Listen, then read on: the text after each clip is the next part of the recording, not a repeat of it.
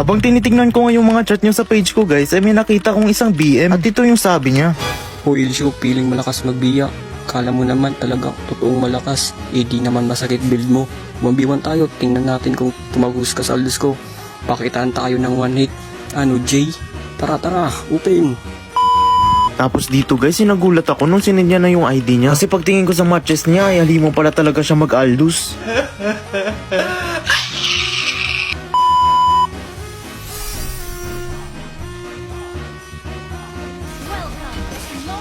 Magpa-farm pa lang sana ako dito para mag level 4. Pero naunahan niya na pala ako kaya automatic sa akin ang target niya. Wala na akong magawa dito guys kasi wala ko ulti. Alam ko din naman nalugi ako sa early game. Pang late game kasi si Mia. Si Aldous naman kahit early game ay masakit na. Alam niya talaga na mahirapan siya pag naka-item ako. Kaya pagkatapos ng cooldown ng ulti niya ay tinatarget niya agad ako.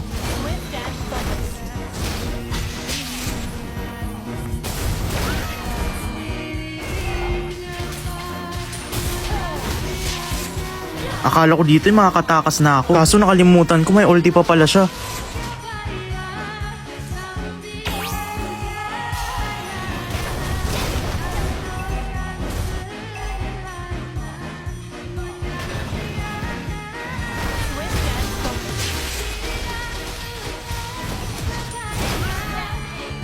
Akala niya siguro dito ay may isa niya ako. Sinabihan niya pa ako ng bye. Sa pala yung mag-goodbye.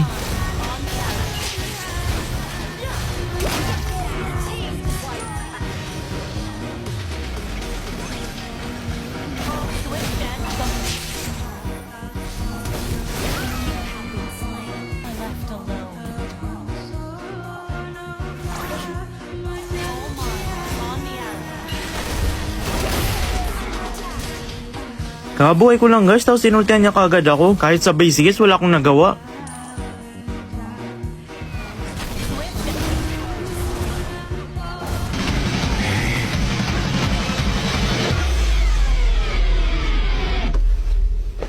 Dito guys, nag-miter na ako. Nasobra na ata sa kayabangan yung Aldous. Pinasok ba naman ako sa base? Di pa nga niya ako nakakaltok, nawala na agad siya. Bahala ko sana dito mag-change item. Pero panoorin nyo kung ano nangyari. Nescafe Classic. Di niya pala ako kakaltokin. Napakapituloy ako sa part na yun. Pero okay lang, napatay ko naman siya ngayon. Tinawanan pa talaga ako. Kanina pa tong sunod ng sunod. Kaya papakapihin ko to. Babawian ko talaga siya sa ginawa niya kanina. Nag-ulti ako dito kaya napahanap siya. Uy brothers, saan ka pupunta? Hindi siguro alam ni Aldous na pwedeng mag-buy and sell kahit si Mia. Wait lang, papakitaan ko to.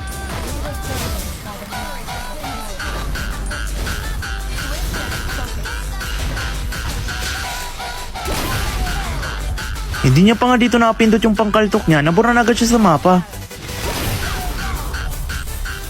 Cheater ka ata. Mali ka dyan boss, loyal to. Panoorin nyo to guys, last match namin dito. Napaka-random niya dito, wala pang ako ginagawa, nag-frozen na siya.